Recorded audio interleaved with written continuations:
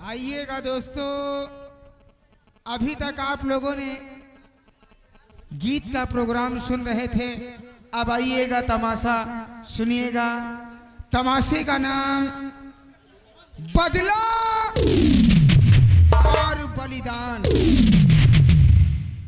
बदला और बलिदान, लाकिट की पहचान और फुटाकू। हाँ तो दोस्तों, तमाशे पर फिर गौर कीजिएगा। बदला और बलिदान, लाकिट की पहचान और फुटाकू भयंकर। अगर आप लोग शांति प्रयोग बनाए बैठे रहेंगे दोस्तों, तो हम दावा तो नहीं करेंगे, लेकिन पर वादा जरूर करेंगे कि सुबह आप लोग बहुत खुश होंगे। शांति से देखिएगा ये तोहफा, शांति से देखिएगा ये तोहफा।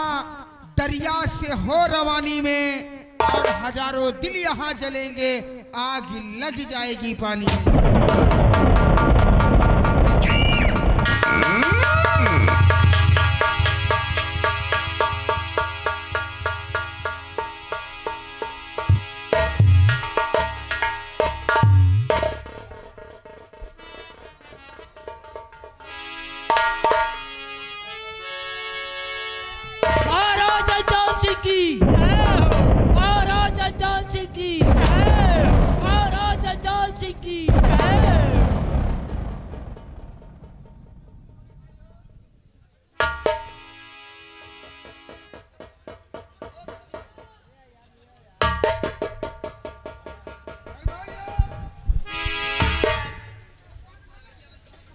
ये बताओ, हमारे रियाय के क्या समाचार हैं? महाराज, इस रियाया के समाचार सब ठीक है। ये रियाया जिधर जाता उधर आपकी नाम की जय जयकार कर रहे हैं महाराज। आपकी नाम की दूध भात खा रहे हैं महाराज। हमारे प्रजा में किसी को किसी प्रकार का कष्ट तो नहीं है। यही महाराज, ये आपकी जनता आपके नाम की प्रशंसा करती है। ये आपकी जनता आपके नाम की अगरबत्ती सुलगाती है। ये आपकी जनता आपके नाम की पूजा करती है। ये आपकी जनता आपके नाम का प्रसाद बांटती है। और फिर इसमें पूछने की क्या बात है महाराज, आज आपकी रियाया आपको देखने के लिए आपके सामने उपस्थित है महाराज। दरबारियों, जी महाराज। कहते हैं कि जिस राज्य में प्रजा को तकलीफ हो, उस राज्य का राजा होने का कोई अधिकार नहीं है। क्यों नहीं महाराज? जिस राज्य में राजा की प्रजा दुखी हो, उस राज का राजा रहने का कोई अधिकार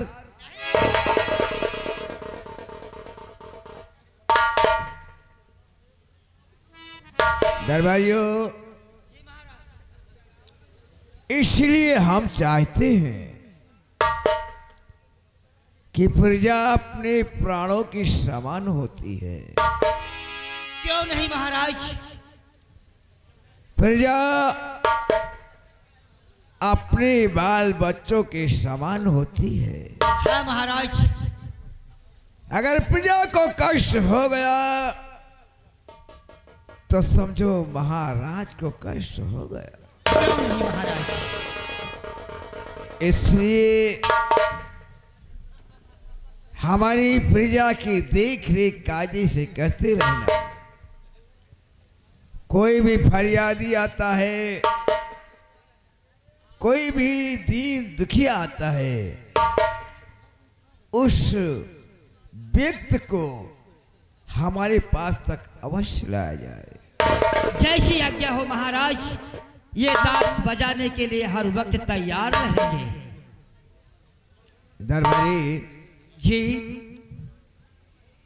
आज हमारी दिल की भावनाएं कुछ बोल रही हैं। क्या बोल रही है महाराज? मेरा दिल कह रहा है कि कुछ करना चाहिए। क्या करना चाहिए महाराज? सबसे पहले तुम राजभवन में जाओ और एक दर्पण लेकर आओ। बहुत अच्छी बात है मालिक।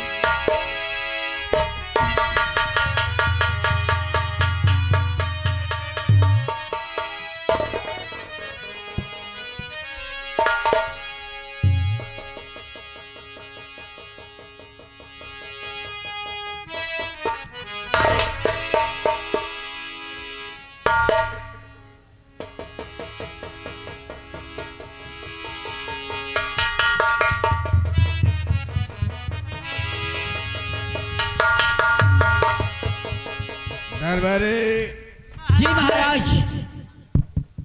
ये दर्पण है। क्यों नहीं महाराज? हर इंसान झूठ बोल सकता है, लेकिन ये दर्पण कभी झूठ नहीं बोलता। नहीं बोलता है महाराज। ये दर्पण बता रहा है, दर्पण कभी झूठ नहीं बोले। ये दर्पण कभी झूठ नहीं बोले, बात अपनी जिया की खोले। खोले महाराज। ये दर्पण बता रहा है कि आज मेरा चौथा पन आ गया है। क्यों नहीं महाराज? और हमारे राज की पुरानी परंपराएं हैं कि जिस राजा का चौथा पन आ जाता है वो अपने दूसरे उत्तराधिकारी को अपना राजपाट त्याग कर वो राम के भजन में लीन हो जाता है। लग जाता है महाराज। इसलिए ये दर्पण बता रहा है कि आज मेरा चौथा पन आ गया है।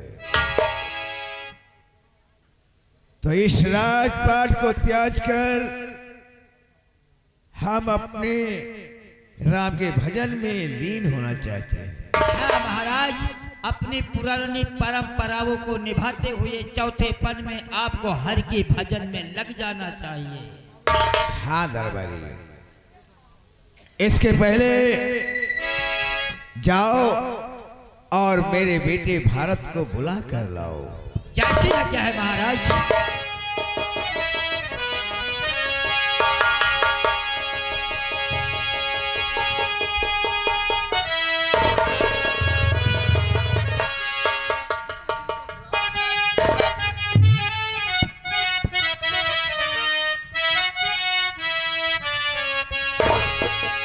पिता श्री के चरण में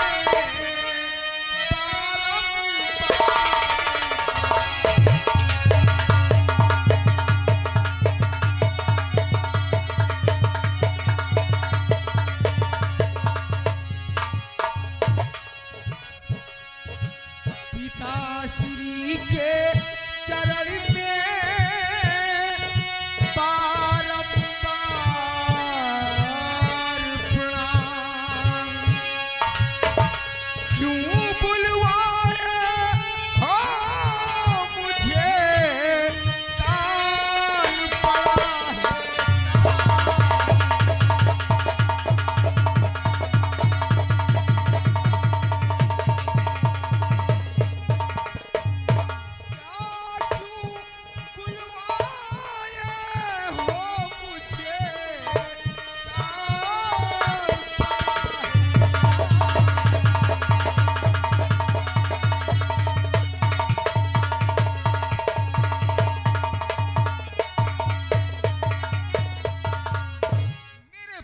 पिताश्री, हम ये जानना चाहते हैं कि आज हमें राज दरबार में बुलाने का मकसद क्या है? बेटा तुम जियो सदा रहो खुशहाल।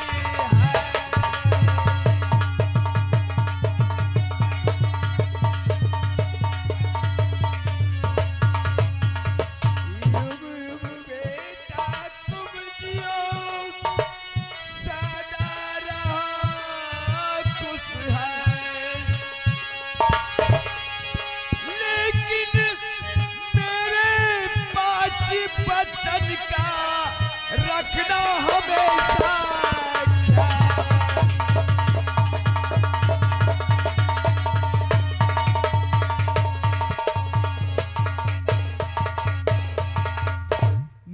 पिताश्री, आप तो हमें घोर संकट में डाल दिए हैं।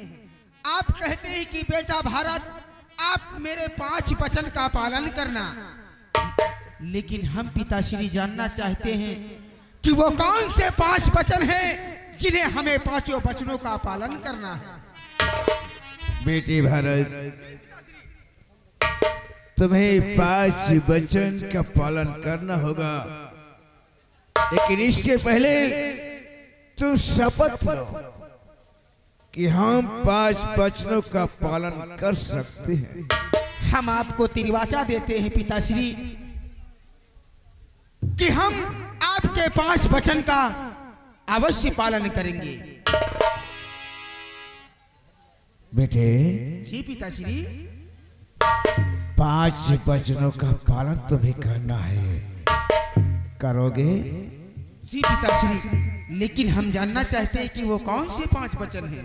बेटे, हमारे 5 वचन हैं। सबसे पहले एक वचन ये है कि कभी तुम झूठ नहीं बोलोगे। जी पिताश्री, हम आपसे वादा करते हैं कि हम कितनी भी संकट में पड़ जाएंगे लेकिन कभी झूठ नहीं बोलेंगे। और दूसरा वचन क्या है पिताश्री? और बेटे भारत, दूसरा वचन ये है, कभी आप चोरी नहीं करोगे। जी पिताजी, हम अपनी इस प्रजा में भीख मांग कर खा लेंगे, कितनी भी मुसीबत उठा लेंगे, लेकिन हम कभी चोरी नहीं करेंगे। और तीसरा वचन क्या है पिताश्री? और तीसरा वचन ये है बेटे, अपनी प्रजा के साथ अच्छा व्यवहार निभाना। जी पिताश्री। और चौथा वचन क्या है पिताश्री? और चौथा वचन ये है, अपने राज्य में, अपनी प्रजा में जितनी भी बहन बेटी माताएं हैं, उन्हें अपनी माताएं और बहन बेटी की समान समझना। जी पिताश्री। और अंतिम वचन क्या है पिताश्री? और 5वां वचन ये है, अपने चाचा को माता, अपने चाचा को पिता समान और चाची को मां समान समझना तुम्हारा। जी पिताश्री, हम आपसे वादा करते हैं कि हमेशा आपके 5 वचनों पे ख्याल रखूंगा, आपके 5 वचन पे कभी दाग लगने नहीं। बेटे, हम तुम्हारी बातों को सुनकर आज बहुत प्रसन्न हो रहे हैं। तो आज इसी खुशी में हम तुम्हें इस राज का महाराज बनाना चाहते हैं। पिताश्री, आप इतना खुश हो गए हैं कि इस आसाम देश का हमें राजा बनाएंगे। नहीं पिताजी, अभी अभी तो आप मुझे 5 वचनों के बंधन में बांध दिए। हम आपके 5 वचन निभाएंगे कि इस राज गद्दी को संभालेंगे। कहीं आप मेरी परीक्षा तो नहीं ले रहे हैं पिताश्री? बेटे भारत,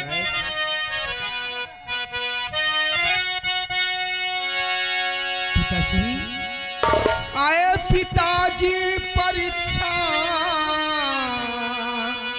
न लीजिए मेरी, और चाचा चाची है घर में सयाने, अभी राज का भार उनके हवाले करो, है वचन 5 हमको निभाना, अभी चाचा।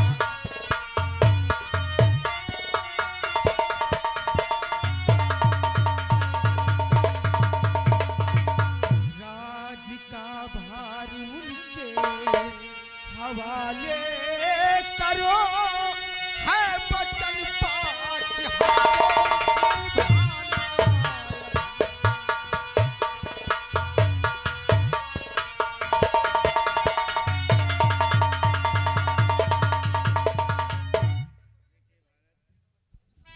बेटे भरत, जी पिताश्री। हम यही सोचते थे कि कहीं इस राज और ताज के चक्कर में कहीं तुम अपने 5 बच्चों को न भूल जाओ। नहीं पिताजी, मैं आपका बेटा हूँ।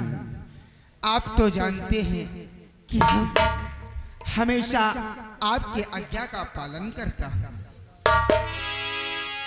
बेटे भारत, जी पिताश्री। आज हम बहुत पसंद हुए कि तुम हमारे 5 बच्चों का पालन अवश्य कर सकते हो। इसलिए जाओ अपने चाचा और चाची को बुलवाओ। दरबारी, यहाँ से जाइएगा चाचा जी के कक्ष में। सबसे पहले चाची माँ और चाचा श्री को मेरा प्रणाम कहना, उसके बाद में पिताश्री का संदेश कहना कि तुम्हें शीघ्र राज दरबार बुलाए। जय श्री राम।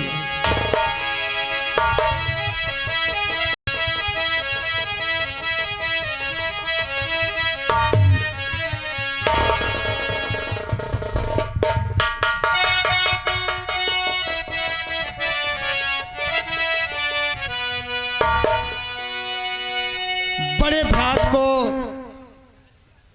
छोटे अनुज का प्रणाम सभी।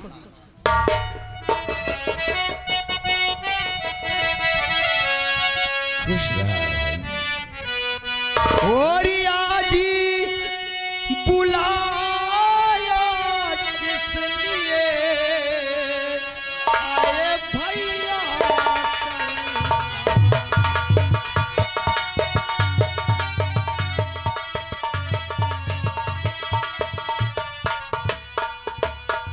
आज बुलाया किस लिए आए भैया सरताज। और चेहरा अब चेहरा क्यों गमगीन है मुखमली।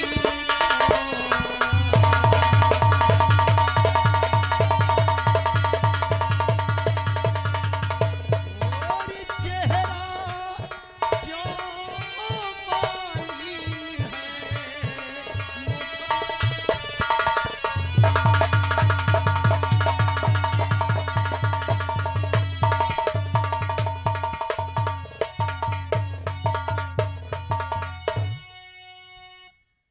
मेरे भाई रंजीत, आप बड़े भ्रात, आखिर बात क्या है।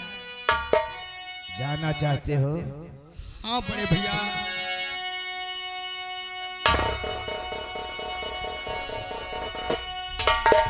जेठ जी, मैं भी आपसे कुछ कहना चाहती हूँ।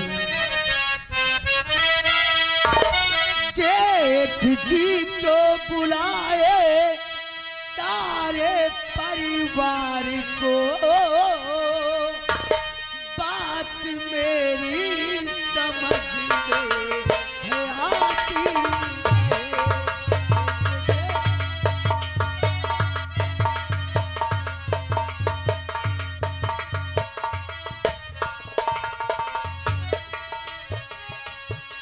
बेटा भारत सहित और पति जी खड़े। बेटा भारत सहित और पति जी खड़े, कोई गलती किसी की दिखाती है।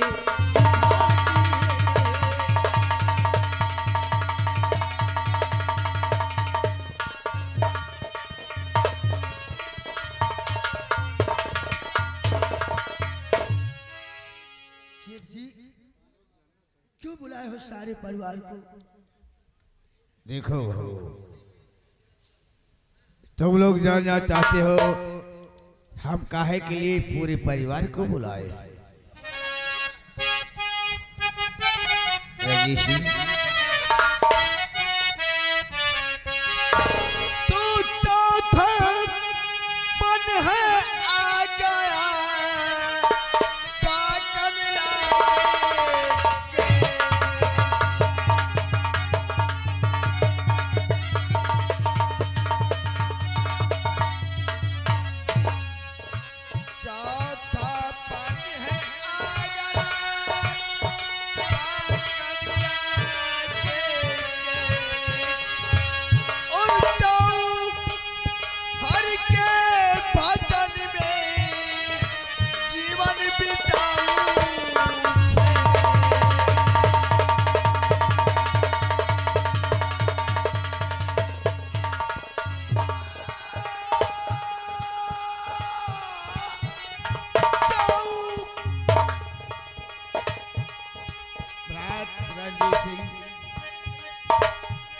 जैसे कि तुम तो अच्छी तरीके से जानते हो, हमारे इस राज का पुरानी परंपराएं हैं।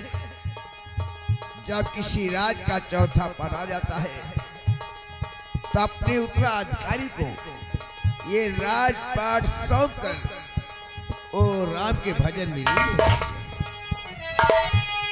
तू जाओ हरि के भजन में जीवन बिताऊं।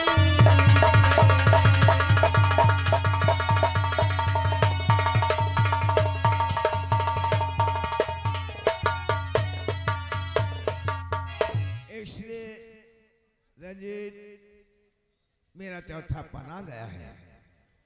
मेरी आत्मा कहती है कि जो बाकी मेरा जीवन बचा हुआ है वो राम के भजन में जाके मैं क्यों ना बिता दूं। बड़े भैया, काश आपका चौथापन आ गया है तो बन जाने की क्या आवश्यकता है। आप कहें तो इसी राजघराने में एक कोने में अच्छा सा मंदिर बनवा दिया जाए, उसी मंदिर में राम की भजन करें भैया। नहीं मेरी बात नहीं, ऐसे परिवार में इस माया जाल में रहकर हम प्रभु की भजन नहीं कर सकते हैं। जैसे आपकी आज्ञा बड़े भैया। दरबारी पिताश्री के शाही वस्त्र उतारे जाएं और चाचाश्री को पहनाया जाए। जैसी आज्ञा भैया। हाँ भैया, ये हमारे शाही वस्त्र उतार कर हमारे छोटे भाई रंजीत सिंह को पहना जाए।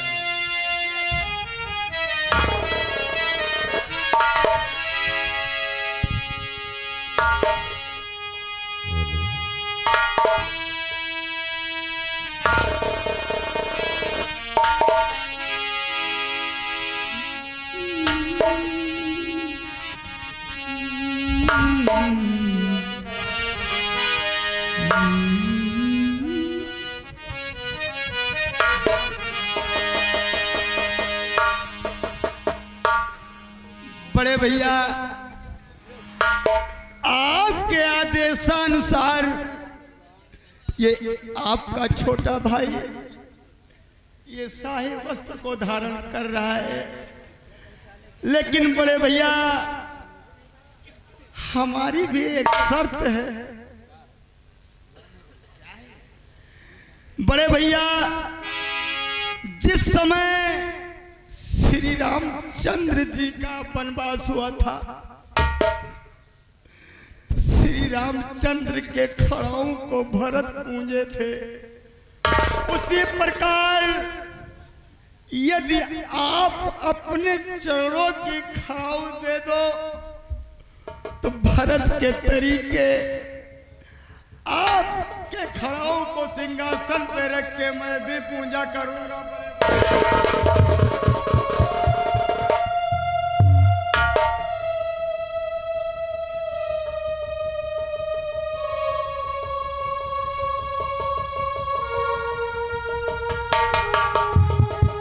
नहीं रंजीत, ये नहीं हो सकता है।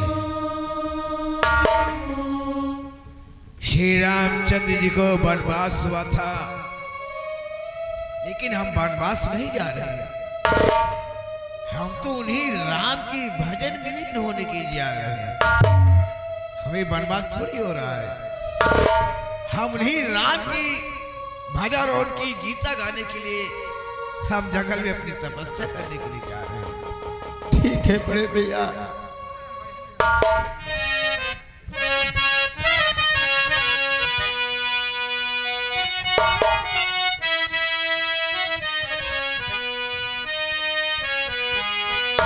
आए मेरी राजधानी,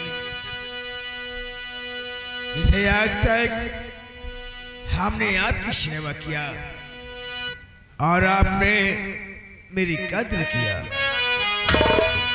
उसी तरह चलते समय में कुछ बोलूंगा आपसे।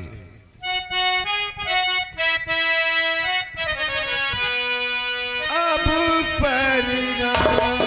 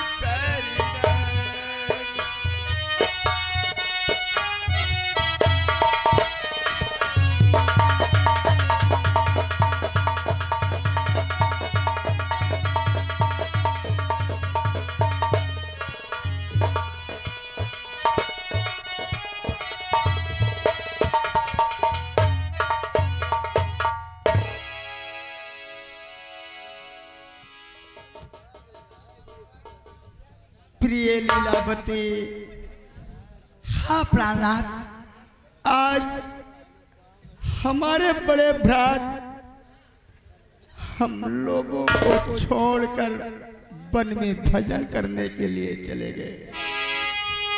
हाँ प्राणनाथ, प्रिय बेटा भारत और बहू लक्ष्मी को इतना प्यार देना, इतना प्यार देना ताकि इन्हें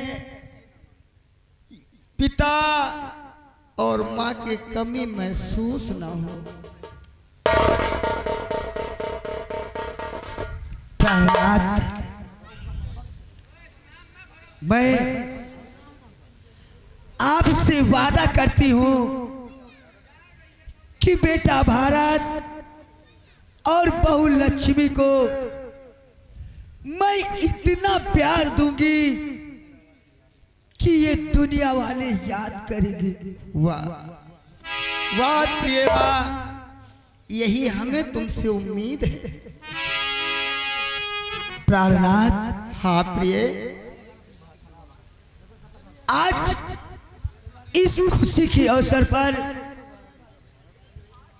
बेटा भारत और बहू लक्ष्मी को